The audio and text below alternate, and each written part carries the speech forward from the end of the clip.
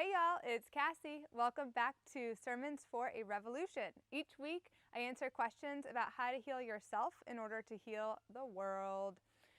Today's question is, how can I have more compassion for myself? How can I have more self-compassion? How can I be less critical?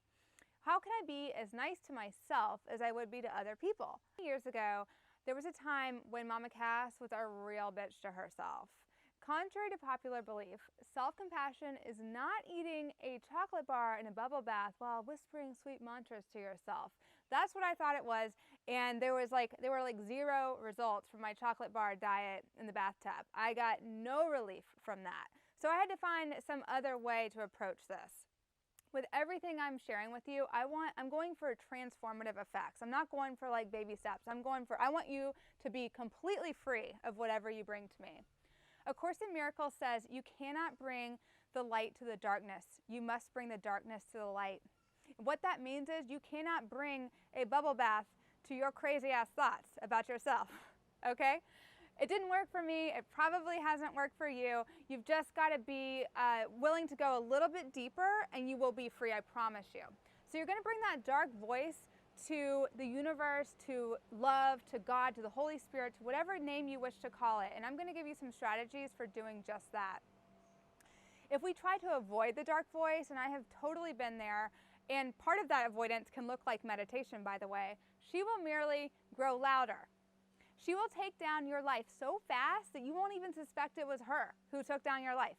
Okay, so you got to be really wary of that voice. If you want to have self-compassion, you must hear out that mean voice. That's the truth. She comes bearing a message, and she also means nothing at all. So you have to hold both of those in your awareness. Many years ago, I woke up one morning and I had intrusive thoughts that were so terrible that they were telling me to kill myself.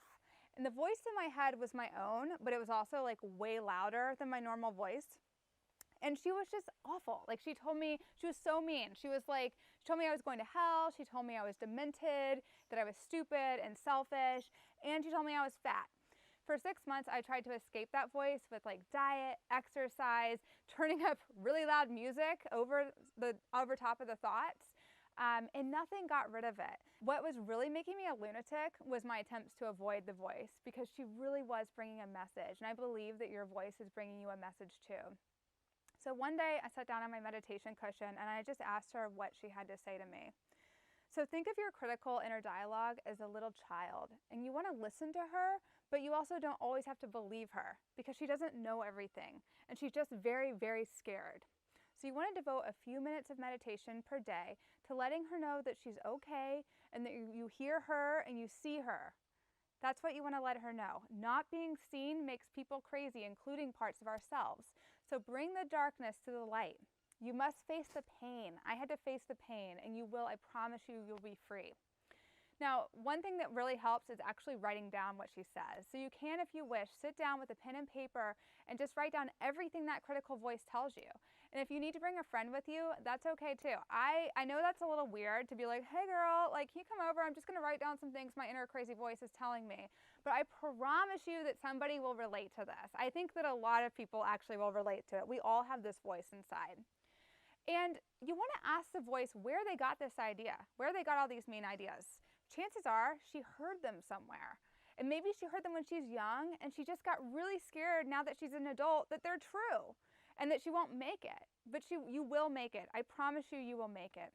And I want to let you know that if what you heard was cruel, if you heard like a cruelty in that inner voice, it's definitely not true. And it's not even real according to A Course in Miracles. If you feel anger toward the people who might have planted those ideas in your head, you want to say prayers for them. And I know that's a really tall order, but just say some prayers because it will relieve you of anger, which causes even more mental distress. And it will also just bring a little bit more joy into your life if you can be free of that tie that's binding you to them. When I listened to the critical voice, I was pretty shocked to find out that behind her criticism was really intense grief and this like staunch ass desire to find out why I came to earth, who I came to serve. I mean, who would have thought that like, you're fat, you're ugly, was like, I'm here to find out who I'm here to serve and who I came to be, you know? And that's what it was like. And she was like, hit the road, woman. So I went on a road trip across the United States. And I got to bridge that divide within myself that was making me feel so sad and so lost in this life. And then it gave me the chance to really serve. And I also got to publish a book about it, which had been one of my dreams since I was a little girl. So it's kind of like that little girl voice was like still screaming at me years and years later. And I believe that that voice comes with a message for you too.